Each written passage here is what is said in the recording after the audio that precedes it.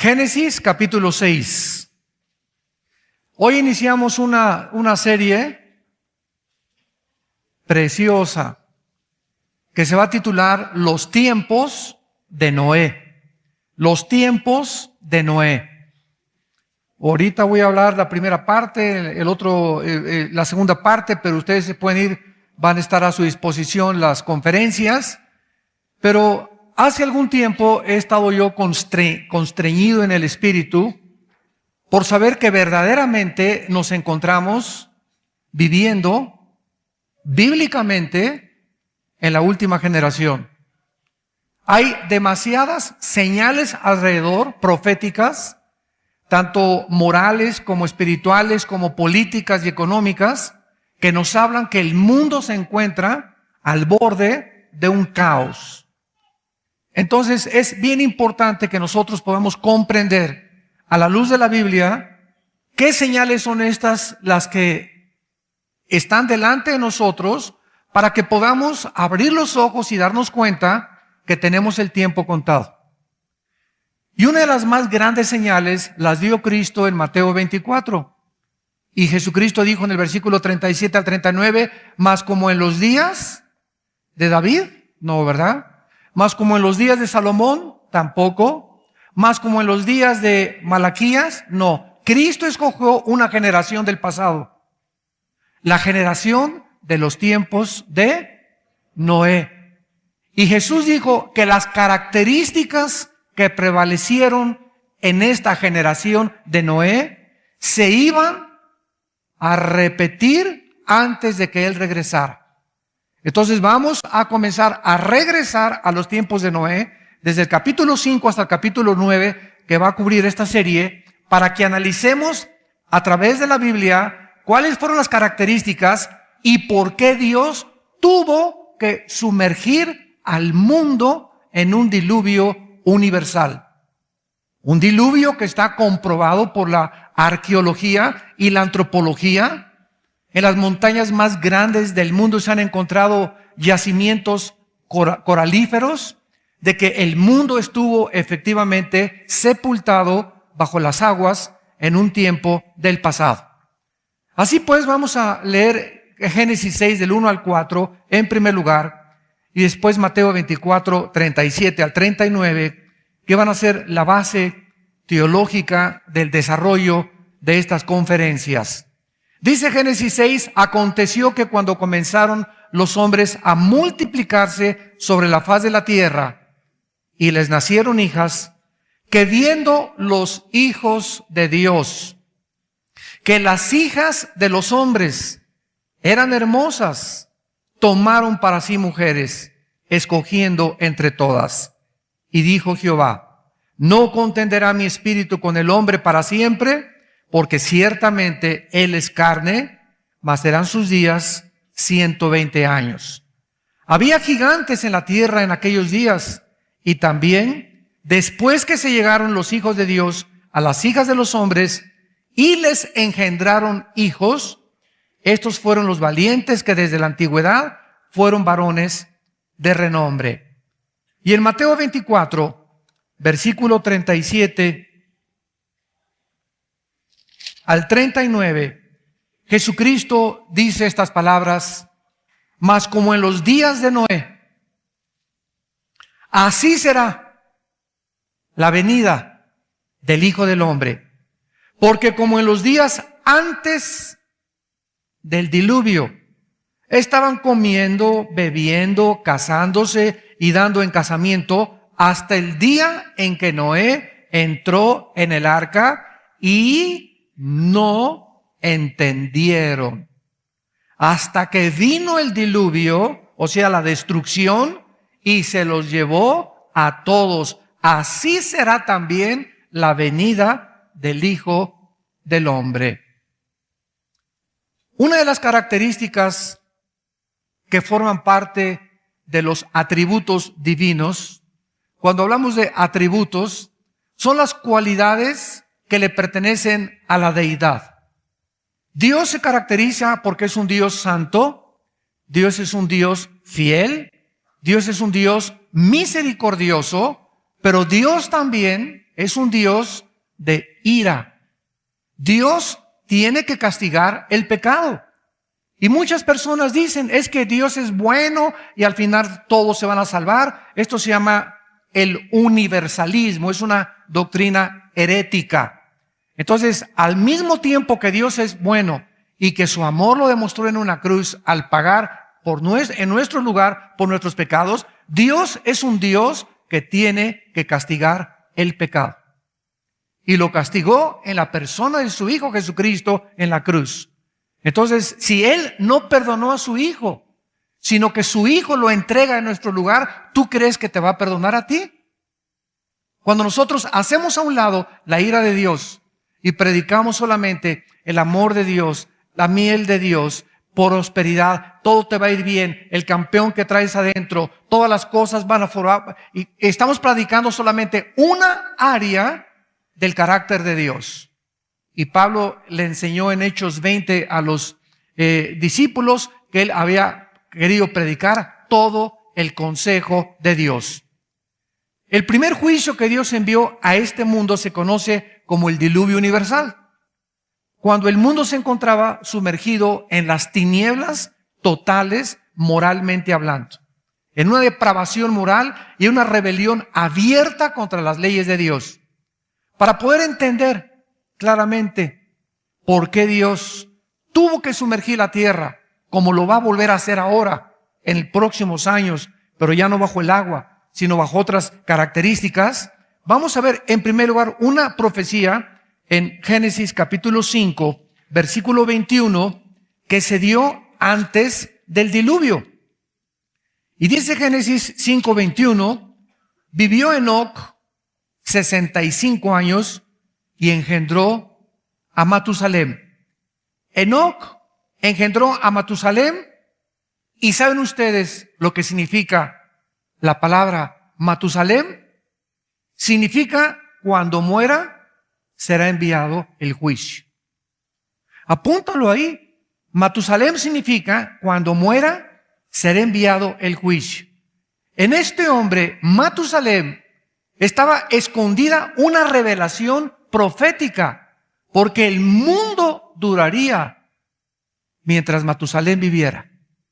Y vamos a ver más adelante que Matusalem es el personaje que más tiempo ha vivido desde la creación de Adán y Eva. Matusalem vivió 969 años. Y aquí está profetizándosele a Enoc, ¿verdad?, que cuando Matusalem naciera, esos 960, casi 1000 años de historia, fueron la paciencia de Dios para con el mundo antiguo. En el Nuevo Testamento encontramos otra profecía que está relacionada, que es como un eslabón para esta profecía de Génesis 5:20 en Primera de Pedro 3:20. Y dice, los que en otro tiempo desobedecieron, cuando una vez esperaba la paciencia de Dios en los días de Noé. Noten ustedes, los que en otro tiempo, ¿a quién se refiere? A los antidiluvianos, a los que vivieron antes del diluvio. Desobedecieron cuando una vez esperaba la paciencia de Dios. ¿A qué paciencia se refiere este versículo? Mientras Noé estaba preparando el arca, ¿cuánto tiempo estuvo Dios esperando para enviar este juicio terrible para aniquilar y destruir aves, bestias, reptiles, mamíferos, todos los habitantes del mundo que en ese tiempo vivían, y toda la vegetación y todos los animales? Esperó Dios 969 años. El año en el que murió Matusalem, comenzó el juicio a caer sobre el mundo. Ahora, nosotros tenemos que, como teólogos, ¿verdad?, y como personas que amamos la Biblia, tenemos que entender algo. Cuando Dios castiga a una persona, la tiene que castigar en base a lo que esa persona ha hecho. Pero hay una cosa muy importante que tenemos que aprender. Dios nunca te va a castigar si antes no te advirtió que te iba a castigar. Dios nunca va a disciplinar tu vida si antes Dios no te habló a través de tu mamá, a través de tu papá, a través del pastor, a través de la Biblia, a través de alguna forma en la que tú estabas viviendo en pecado. Y cuando tú mantienes esa actitud de querer seguir en ese camino del pecado, es cuando entonces, cuando menos lo espera, cae sobre tu vida el hacha del juicio. Y cae sobre individuos, cae sobre familias y cae sobre naciones también y sobre gobernantes. La misma palabra paciencia nos indica que Dios trató con grande misericordia con la gente en los tiempos de Noé. En los debates que a veces tengo yo con ateos en la televisión o en el radio, siempre sacan los ateos los mismos argumentos. ¿Por qué Dios, si es misericordioso, mandó destruir a todas las tribus de Canaán? Oye, pero abro la Biblia, me dice un ateo, y veo que es un Dios que tiene las manos llenas de sangre. ¿Cómo es posible que haya mandado matar a los animales, a los leones, a todos los bestias, a los reptiles en tiempos de Noé, y que nada más hayan sobrevivido Noé, su esposa, sus 3 hijos y sus 3 nueras? 8 personas sobrevivieron en tiempos de Noé. ¿Qué clase de Dios es este? ¿Que no es un Dios de amor? ¿Que no es un Dios de misericordia? Sí, 1000 veces sí. Pero es un Dios de ira. Es un Dios de juicio, porque el mal tiene que ser castigado. Entonces, tenemos que entender nosotros el carácter de Dios, que cuando el mundo comienza a corromperse, es mucho mejor cortar de tajo los jitomates podridos. Y este es un principio elemental. Si nosotros vamos a poner como ejemplo, fuéramos 10 familias, síganme con mucho cuidado, y sobreviviéramos a un naufragio de un barco, y cayéramos en una isla 10 familias.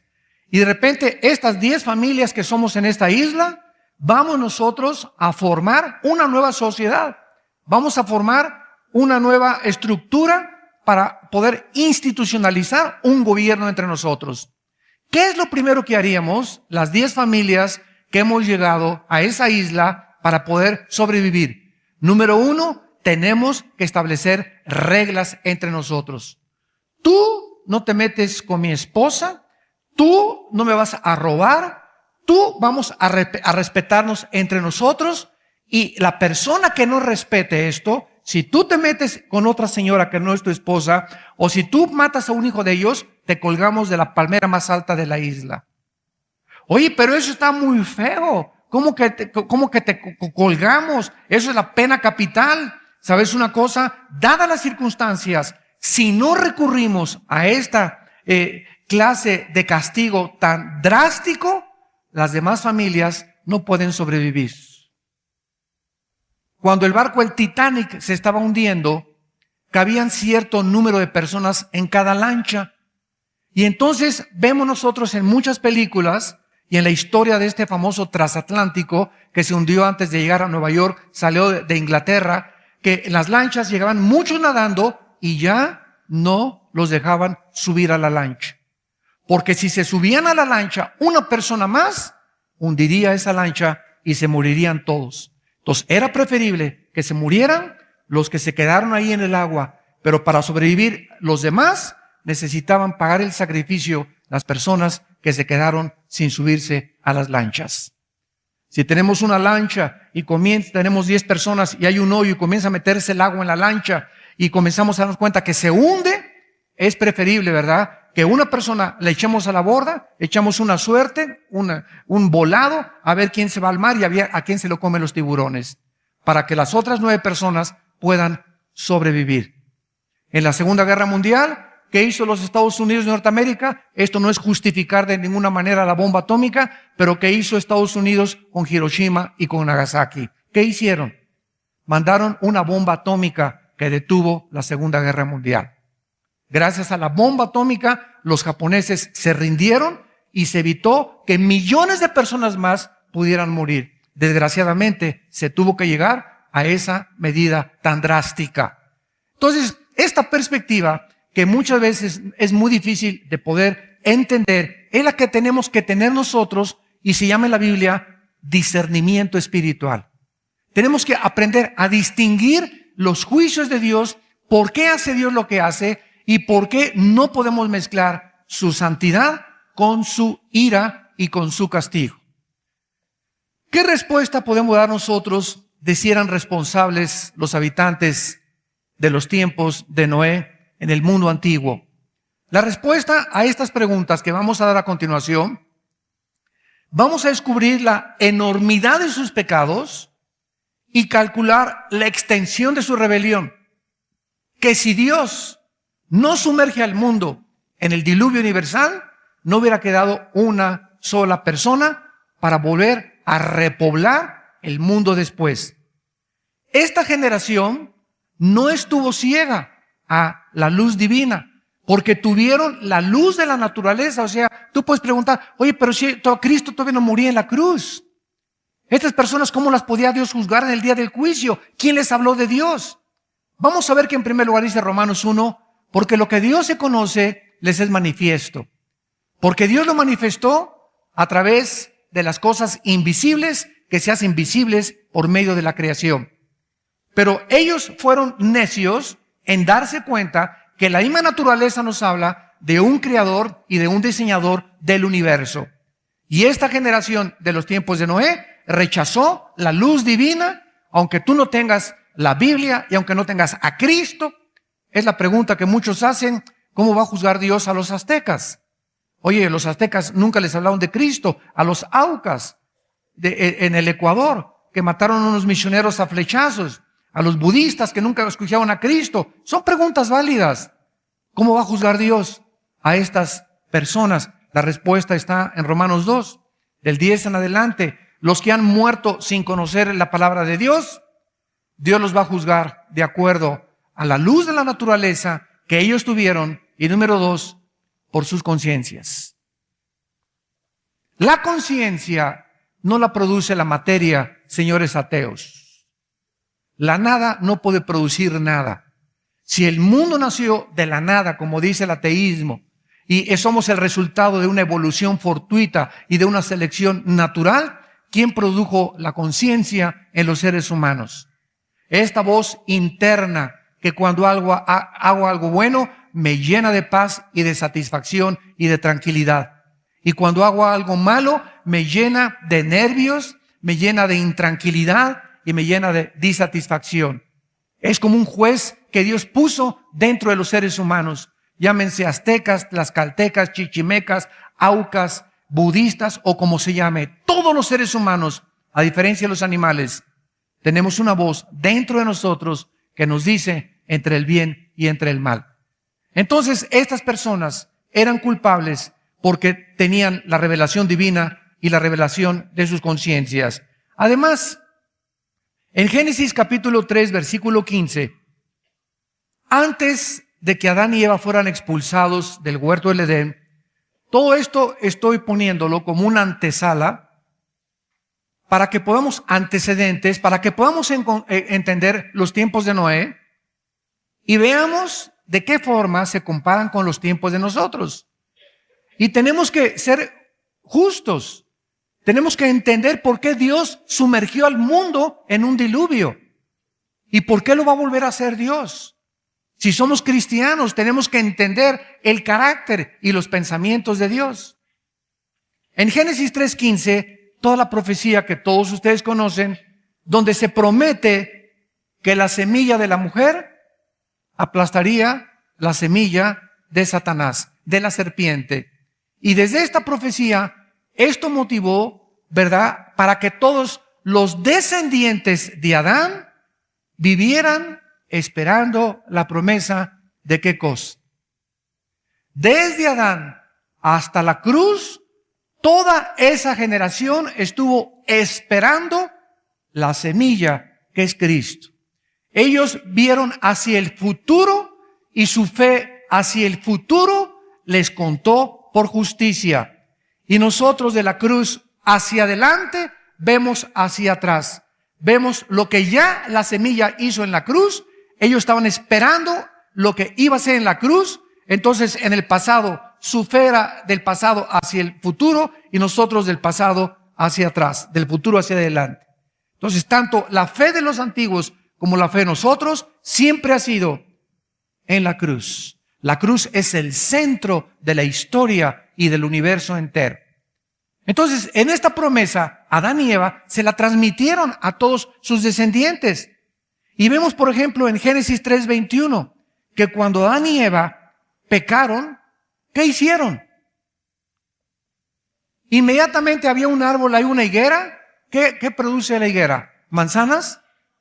Higos. Había una higuera y cuando descubrieron que estaban desnudos delante de Dios y pecaron, arrancaron las hojas de la higuera y se taparon, Adán y Eva. Se taparon por todos lados y no querían que Dios viera su desnudez. Antes, Adán y Eva estaban como un niño de 2 años. Tú metes a un niño de 2 años y a una niña de 3 años a una tina, desnudos, y ninguno tiene vergüenza de su desnudez. No tienen conciencia todavía de que están desnudos. Pero metes a un niño de 5 años y a una niña de 6 años y inmediatamente se tapan, ¿verdad? ¿De dónde viene eso, señores psicólogos, antropólogos y psiquiatras? Esa culpa, esa vergüenza de la desnudez que nos ha llevado a vestirnos y a no quitarnos la ropa enfrente de las personas que no son íntimas de nosotros, como nuestra esposa o nuestro esposo, que es la única forma en la que 2 seres humanos se les permite ver su desnudez en el matrimonio nada más. Porque ya no son 2, son una sola carne. ¿De dónde viene eso? Viene desde el origen de las páginas del libro del Génesis, de la Biblia. Entonces, en Génesis 3:21, Dios les dijo, ustedes no se van a tapar.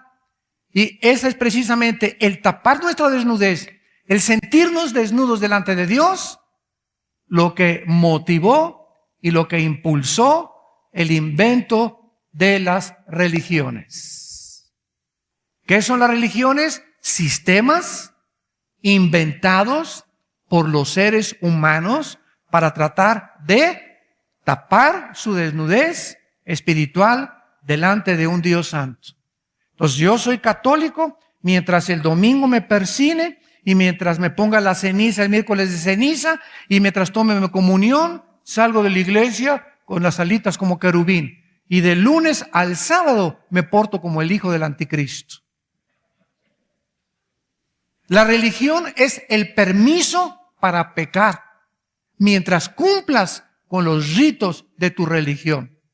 Y así todas las religiones, todas absolutamente sin ninguna excepción, enseñan el mismo proceder, las buenas obras y los sacrificios para ser aceptados por Dios. Entonces vemos que desde el Génesis 3:21 a la primer pareja, Dios establece que Él es el que nos iba a cubrir. Y entonces les quita las hojas de higuera a Dios, Adán y Eva, y Dios mata a un animal. Es la primera vez que aparece en la Biblia la muerte de un animal inocente. Ese animal no tenía la culpa que lo mataran, pero Dios es el creador. Y si Él es el creador, Él dispone de llevarse a la otra vida o de quitarle la vida a cualquier animal, a cualquier paloma, a cualquier ser humano, porque Él es el que nos dio esa vida. Nosotros no tenemos ese derecho porque nosotros no nos creamos unos a los otros. Entonces Dios le quita la vida a un animal y que hay derramamiento de sangre. Y entonces Dios con la piel de ese animal le quita la piel y Dios los viste, Adán y Eva, con las cubiertas de un animal. Dice G 3:21, y Jehová Dios hizo al hombre y a su mujer túnicas de pieles y los vistió. Y este principio corre toda la Biblia. Sin derramamiento de sangre no hay perdón de pecados. Hebreos 9:22. Si no hay derramamiento de la sangre de un inocente, no hay perdón de pecados. Ahora bien, cuando comenzamos a estudiar más profundamente la Biblia, llegamos a Levítico 17:11, donde hay una revelación extraordinaria de Dios.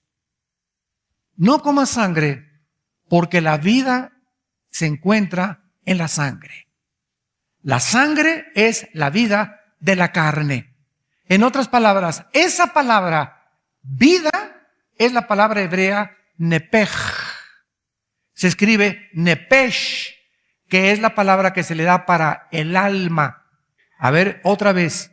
La vida, el alma, se encuentra en la sangre. La vida se encuentra en la sangre. El alma se encuentra en la sangre. Esto es extraordinario, porque pasaron miles de años para que los médicos descubrieran, y la ciencia, que era la sangre precisamente la razón y lo que le da vida a todo el cuerpo humano. Entonces, el alma está dentro de la sangre. Entonces, cuando tú le quitas la vida a una persona, ¿qué estás haciendo? Estás atentando contra algo que Dios creó. Esa persona no es tuya y tú le quitas la vida a esa persona, tú estás derramando sangre, y en ese momento, al derramar sangre, la sangre que tú clamas y que tú derramas en la tierra, esa sangre desde el principio clama venganza. Clama venganza. ¿Por qué? Porque solamente una vida puede pagar por otra vida. Por eso Dios instituye, como lo voy a ver cuando lleguemos a Génesis 9, la pena capital en Génesis capítulo 9. Acaba el diluvio, y antes del diluvio no había leyes. Dios no había determinado que ningún gobierno ejerciera la pena capital contra los criminales. Por eso Caín no fue matado por Dios. Fue con una marca, anduvo errante por todos lados para que todo el mundo supiera que ese hombre había pecado contra Dios, y ese era su castigo. Pero después del diluvio, Dios le dice a Noé en Génesis capítulo 9, de aquí en adelante, yo, dice Dios, les entrego a ustedes, a los hombres, la prerrogativa de poder hacer justicia contra el pecado, quitándole la vida a otra persona, a los criminales. Entonces, después del diluvio, el ser humano encuentra el gobierno civil, se forman los gobiernos civiles. Dios le entrega al gobierno civil, no a nosotros como individuos. Por favor, entendámoslo. Le entrega a Dios al gobierno civil la prerrogativa de usar la espada para poder vengar, para poder vindicar la justicia contra aquellos que atentan contra la sociedad. Es mejor eliminar a esa persona. Hay personas que nosotros sabemos que han perdido el derecho a seguir viviendo. Un pederasta no tiene derecho a seguir viviendo, pero para nosotros es más misericordioso que quitarle la vida, echarle 90 años de cárcel. Es que es más misericordioso que se pudre en la cárcel a quitarle la vida. Y el gobierno tiene que gastar comida y alimento y vestida durante 90 años para seguir alimentando y vistiendo a ese sinvergüenza. Y Dios dijo, ¿verdad? La pena capital está establecida. ¿Por qué? Porque es una necesidad que necesitamos entender.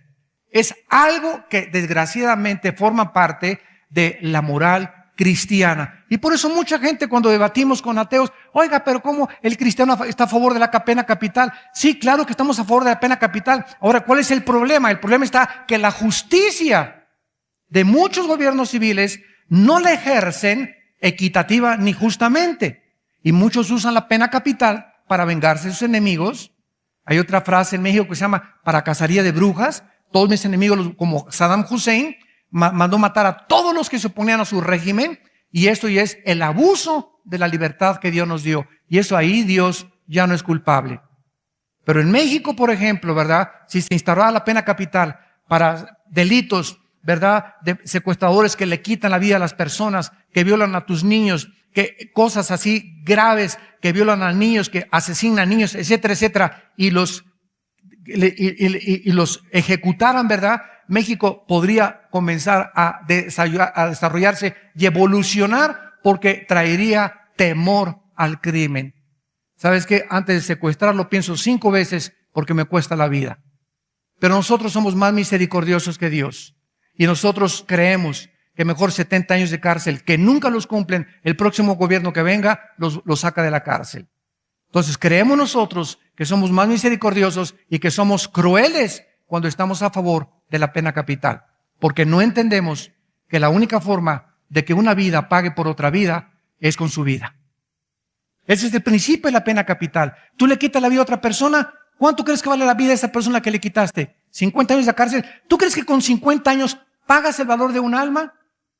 No. 70 años. ¿Cuántos años te gustan para creer que puedes pagar el valor del alma a la que tú le quitaste la vida?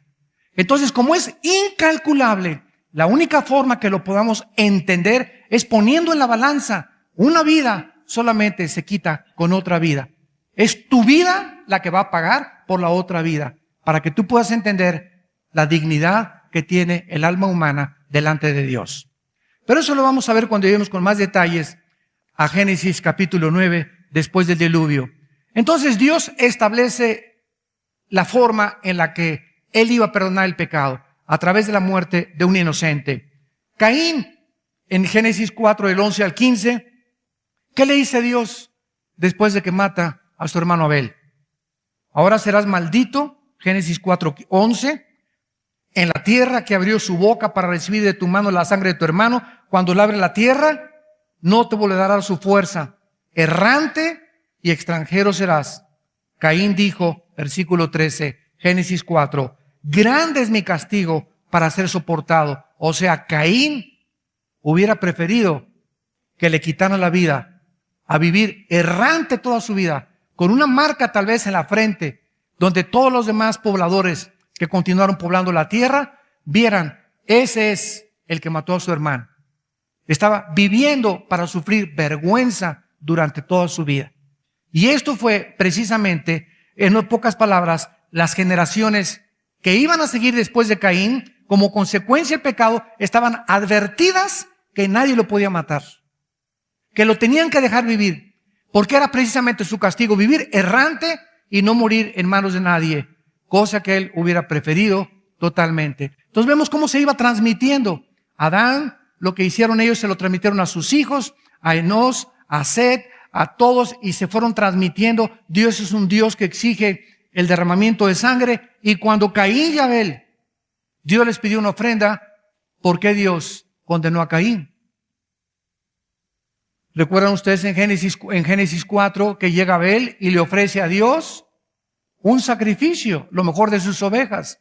Y llega Caín y le ofrece a Dios el fruto, el sudor de su frente, el fruto de su trabajo. Le trae hierbas, le trae fruto, le trae cosas que Dios no había pedido.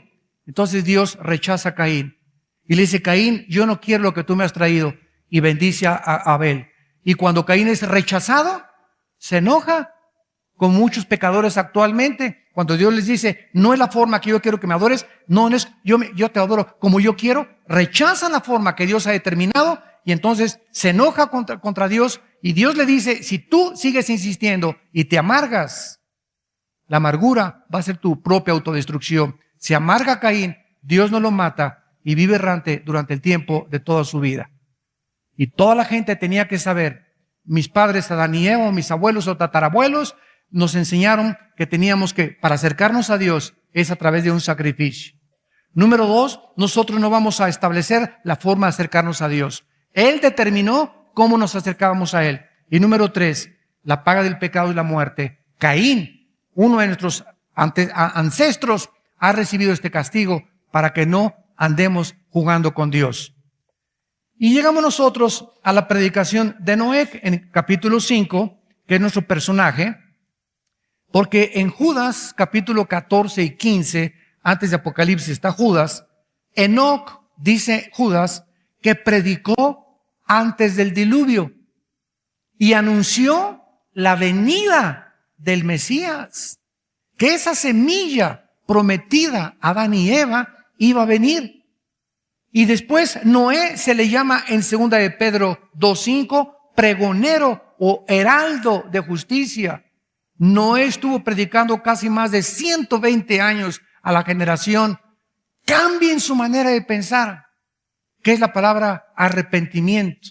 Si no sabías, la palabra arrepentimiento significa cambiar tu manera de pensar. Eso es lo que es arrepentirse. Miren lo que es arrepentirse. Es ir caminando mal.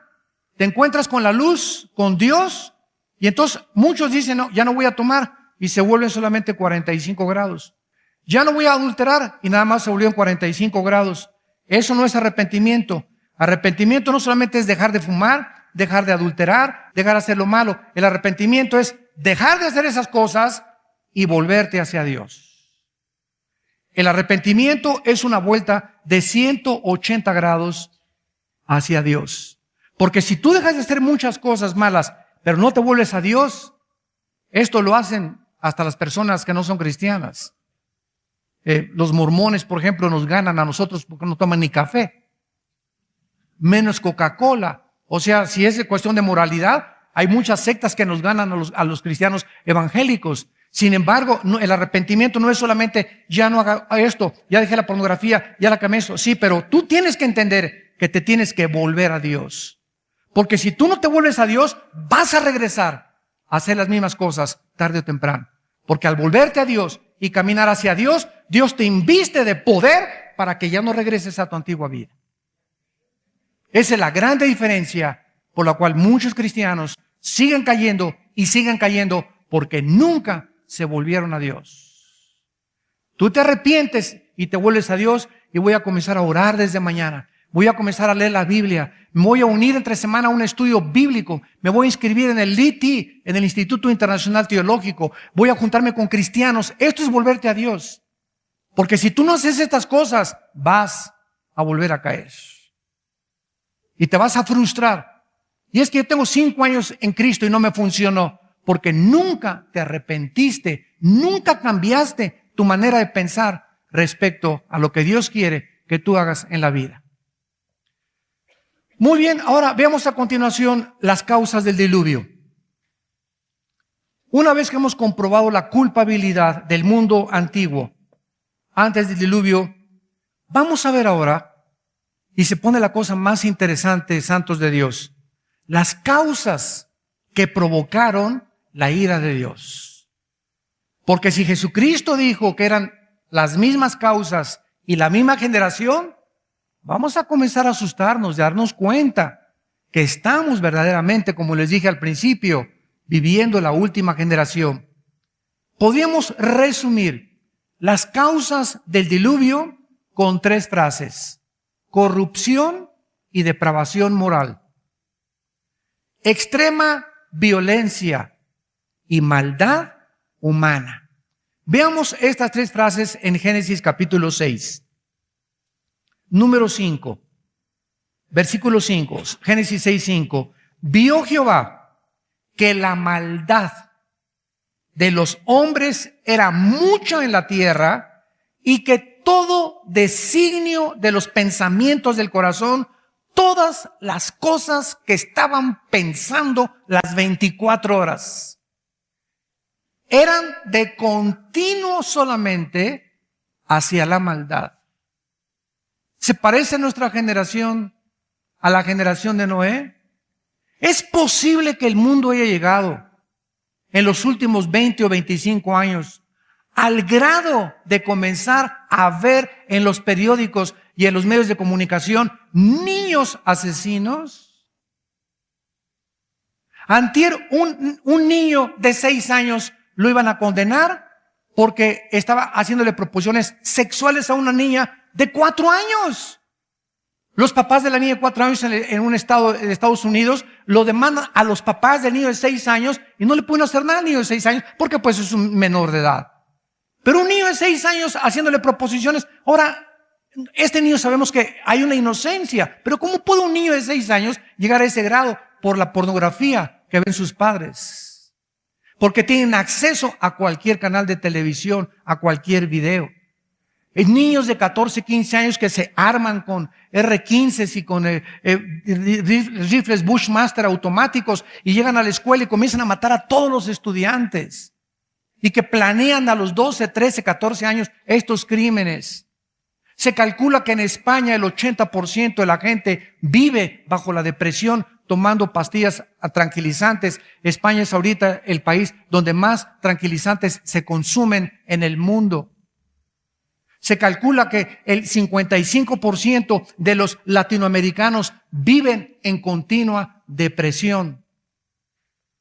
En continua depresión. En Estados Unidos es el 65% ya, de acuerdo a las estadísticas de la Organización para la Salud. Vive la gente deprimida, o sea, frustrada.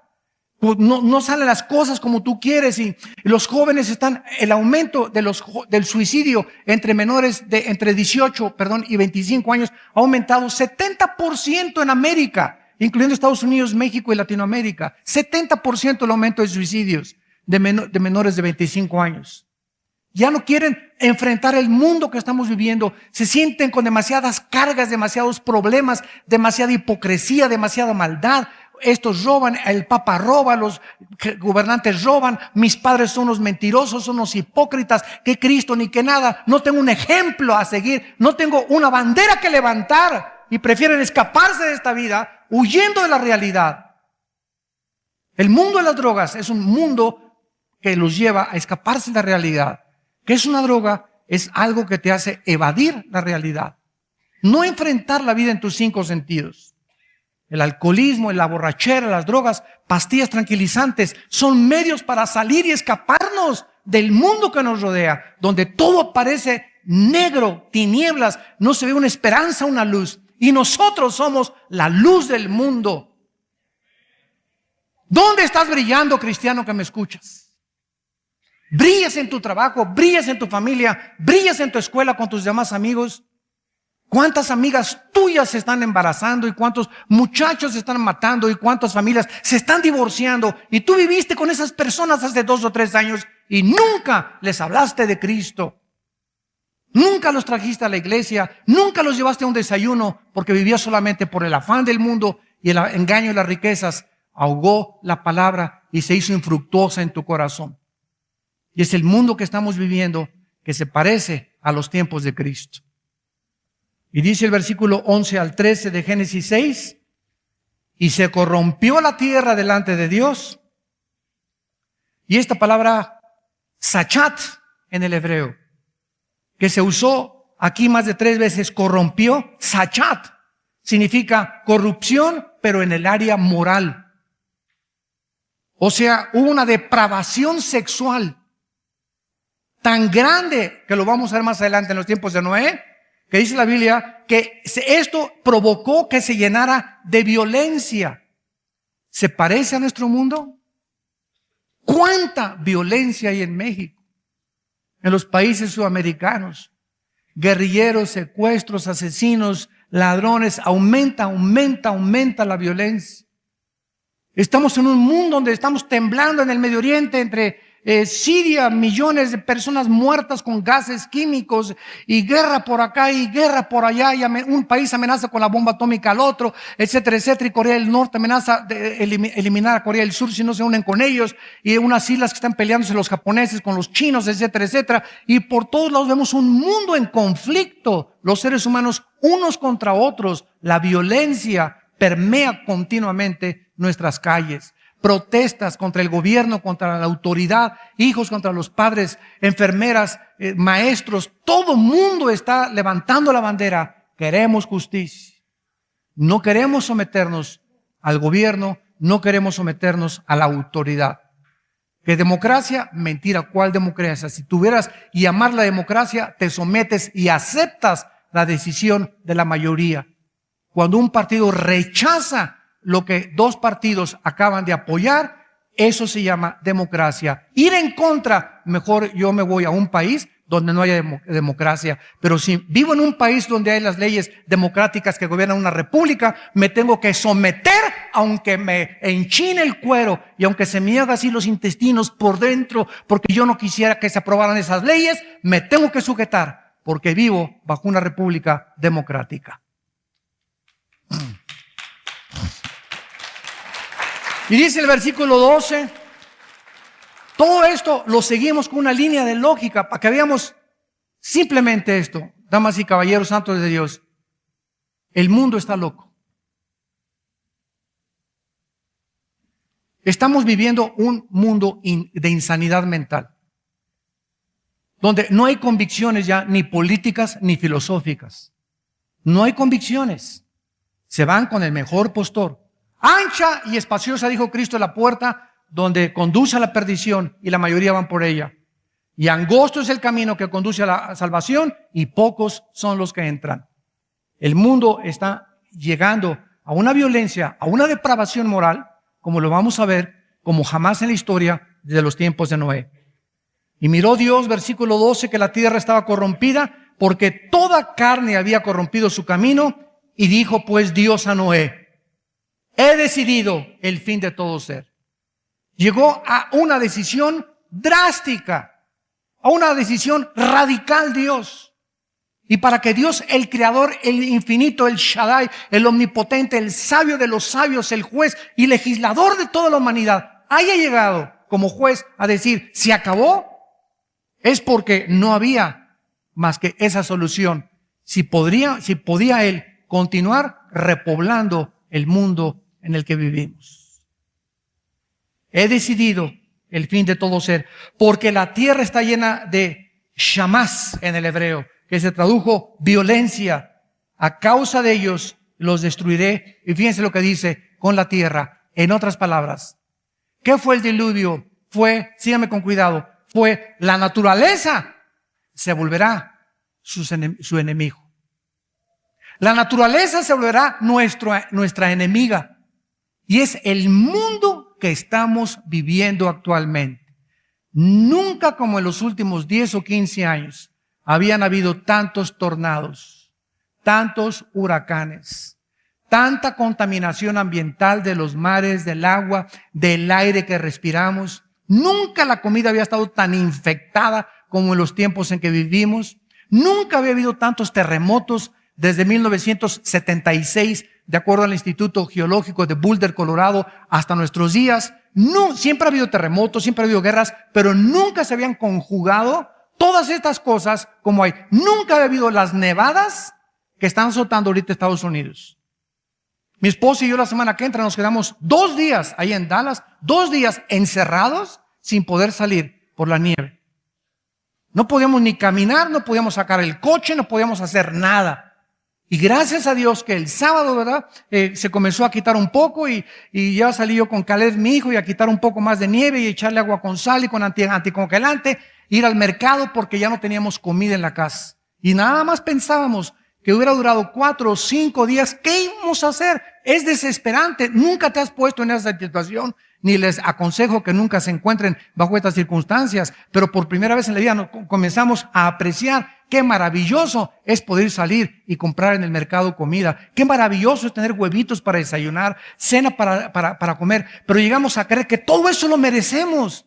Y cuando viene algún fenómeno meteorológico, algún fenómeno climático y cambia todo por el sol, por la lluvia, por la nieve, y nos cambia nuestra rutina de vivir, nos damos cuenta qué frágiles somos y qué vulnerables somos ante los fenómenos de la naturaleza. Y qué es precisamente lo que dice Isaías capítulo 24 en la profecía para el futuro. Vean ustedes, en tiempos de Noé, la naturaleza, Dios la usó. ¿Qué usó Dios? Rompió las fuentes de las aguas y la lluvia inundó la tierra. Dios pudo haber dicho así y acabar con todos, con rayos, ¿verdad? Pero Dios usó la naturaleza. Comprendamos los caminos de Dios. Y dice en Isaías 24, Isaías viendo hacia los tiempos que estamos viviendo, vean lo que dice el versículo 4 al 6. Isaías 24. Se destruyó, cayó la tierra. Aquí está hablando de algo que todavía no ha pasado. Isaías existió 700 años antes de Cristo. Se destruyó, cayó la tierra, enfermó, cayó el mundo, enfermaron los altos pueblos de la tierra y la tierra se contaminó, se infectó. El planeta Tierra se infectó, se contaminó bajo sus moradores. ¿Por qué? Por 3 cosas. Número 1, traspasaron las leyes. Dios ha dicho el matrimonio es un hombre y una mujer. Nosotros no inventamos el matrimonio. Y pone Dios una línea divisora. No cruces esta línea. Es mis líneas y mis restricciones morales. Y si tú quieres violar mis líneas y casarte con un hombre o con una mujer, estás transgrediendo mis leyes morales. Y hay un precio altísimo para pagar por estas leyes morales, porque comienza la sociedad a corromperse moralmente. Y es a donde la sociedad se está dirigiendo en el mundo entero. Ya son 3 estados en Estados Unidos que aceptan el matrimonio de los gays. Traspasaron las leyes. Número 2, falsearon el derecho. Los ciudadanos de casi todos los gobiernos del mundo, de todas las naciones, claman justicia ante los tribunales. Hay muy pocos tribunales ya de justicia en el mundo que hagan justicia sin mirar al que es rico y al que es pobre. La mayor parte se venden ahora al mejor postor. Ya no hay justicia en las cárceles, no hay justicia en los gobiernos, en los jueces, diputados, senadores, de las mayor partes de los tribunales del mundo entero. Son muy pocos hombres políticos, jueces, presidentes, gobernantes que dirigen las naciones. Son muy pocos ya contados como un Nelson Mandela. Un hombre entre 5,000 o 10,000. Este hombre africano que pudo mantener su integridad y donde ha reunido al mayor número de gobernantes a su entierro como jamás en los últimos 100 años. Nadie podría decirle nunca a ese hombre, fue un corrupto. Como ese hombre ya no hay otro en el globo terráqueo. Podrá morir el rey de no sé dónde y podrá morir el presidente de no sé dónde, pero nadie podrá hacer el impacto que hizo un hombre que pasó 27 años en la cárcel, y durante los 27 años en la cárcel, un hijo de un guardia le comenzó a leer los salmos a Nelson Mandela en la prisión. 27 años por ir en contra de la injusticia de los ingleses, del colonialismo inglés en Sudáfrica. Sale él, ¿y qué es lo que le da la victoria a este hombre Mandela? ¿Sabes tú qué fue lo que le dio la victoria? Que nunca se amargó. Virgen del Cobre. No se amargó. Esa fue su victoria. No se amargó. Era para que hubiera salido, ¿verdad? Y haber levantado un liderazgo, una revolución. No se amargó y salió y prefirió perdonarlos. Y fue ese perdón lo que lo hizo él grande. Es ese perdón la virtud más grande del cristianismo. Ama a tus enemigos. Y al que 70 veces te ofende, perdona los 70 veces. Vivimos en un mundo rodeado de lobos y somos como ovejas. El cristiano que se amarga no entra a la tierra de Canaán. Y ahí te quedas dando vueltas en el desierto y vueltas, y tienes 15 años y 20 y 30 años, pero tu amargura te impide entrar a las promesas y a la herencia de Dios que tiene para tu vida, tus hijos y tu familia y tus herederos. Y este hombre creó, ¿verdad?, un símbolo impresionante del perdón. Decían todos los comentaristas en todos los medios masivos de comunicación. Ojalá que en el Medio Oriente también, ¿verdad?, los palestinos y los iraníes aprendieran a perdonarse. Si se perdonaran en el Medio Oriente, sería la solución del problema del Medio Oriente. Pero ¿qué es el Medio Oriente? Una guerra donde no hay perdón de ninguno de los bandos. Donde los dos se quieren matar y los dos buscan el mismo territorio. Y esto es lo que ha hecho que el mundo lo pongan y lo incendien para estar al borde de una tercera guerra mundial. Estas cosas, dice Isaías, por causa de esta maldición, versículo 6, la maldición consumió la tierra. La maldición consumió la tierra y sus moradores fueron asolados. Por esta causa fueron consumidos los habitantes de la tierra y disminuyeron los hombres. Y por eso al llegar al Apocalipsis y ver los juicios que le esperan a este mundo, muchos dicen, ay Dios mío, van a caer los meteoros y va a caer esto y se van a inundar acá y se van a venir los fenómenos contra nosotros en la naturaleza y va a haber destrucción y va a haber criaturas, perversiones genéticas volando, tratando de atormentar a los hombres. Apocalipsis capítulo 9, y una cuarta parte de la humanidad va a desaparecer con una guerra mundial. Dios mío, ¿pero qué es esto? Son los juicios de un Dios santo que tiene que juzgar el pecado. Entonces no culpemos a Dios y no le eche la culpa a Dios. No es la falta de misericordia, es nuestra maldad la que ha hecho que Dios tenga que traer este juicio para que cuando Cristo regrese volvamos a repoblar la tierra, nosotros sus hijos y aquellos que pusimos nuestra confianza en esa cruz. Padre, te damos gracias por tu palabra. Te damos gracias, Señor, por sacudir las fibras más íntimas de nuestro ser. Y te damos gracias porque tú nos recuerdas que somos la luz del mundo, que nos has llamado de las tinieblas a la luz admirable de Cristo para anunciar tus virtudes a un mundo en tinieblas, Un mundo depravado moralmente, lleno de maldad por todos lados. La vemos en nuestras vidas, en nuestros vecinos, en nuestras ciudades, en nuestras naciones. La maldad aumenta en los seres humanos. Hombres amadores de sí mismos, que ponen sus intereses sobre los de los demás. Y esta razón es por la cual nunca van a ser felices. Porque el Hijo de Dios bajó del cielo hace 2000 años a decirnos: yo no vengo para que me sirvan, vengo a servirlos. Es en servir y en vivir por los demás, en perdonar 70 veces 7 a los que nos hayan maltratado, ofendido, calumniado, perseguido y traicionado. Es el perdón lo que nos da la victoria. Porque no son nuestras armas las armas del mundo.